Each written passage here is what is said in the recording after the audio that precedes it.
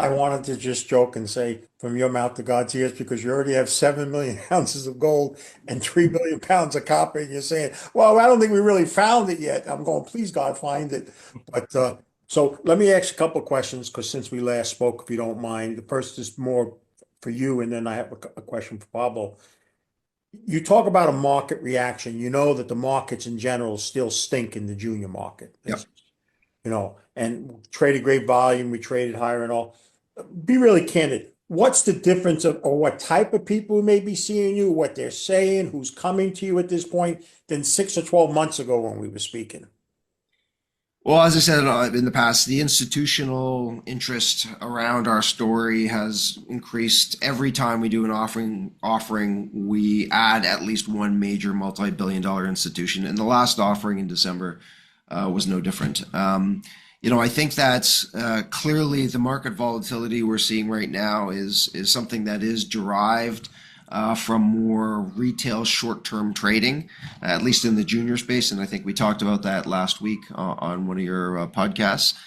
But I think that our approach derived from the success of the response that we had from this preliminary economic assessment we released in March, is that this project is good to go. This project is one of the highest returns, lowest capital intensive projects on the planet. People understand that. No one can find a comp out there that is as good as our project on all four metrics. So that's size, payback, longevity, like life of mine, and capital intensity. Those are the four major metrics that drive sanctioning decisions and expedite sanctioning decisions. There are none in this world that I know of, and that certainly people have brought to us over the last few weeks, that has that 4 point of intersection of all four important metrics. So what does that tell us? Well, let's move this project forward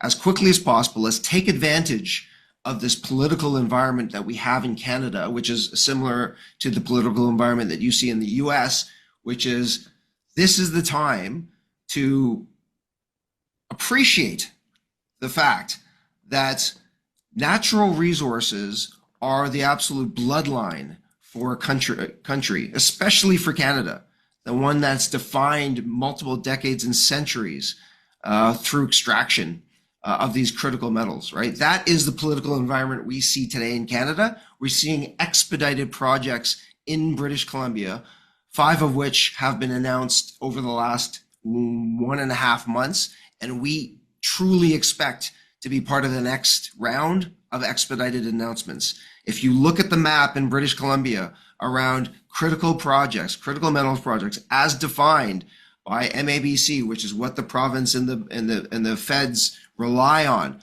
there are no other projects in BC and de facto Canada that have the same materialities are, the critical nature is our project, the same access to infrastructure that's already been built by the governments, so sunk costs, the social will and desire of having a project like this for economic independence, not only within the province, but within the communities. Like all this is, if you study the projects that the BC government just expedited, they all have that point of intersection, every single one of them, right? And so that is why our project, I believe, needs to go ahead today. And everyone we talk about it from a provincial, federal perspective, from a First Nations perspective, from a community perspective, they all agree.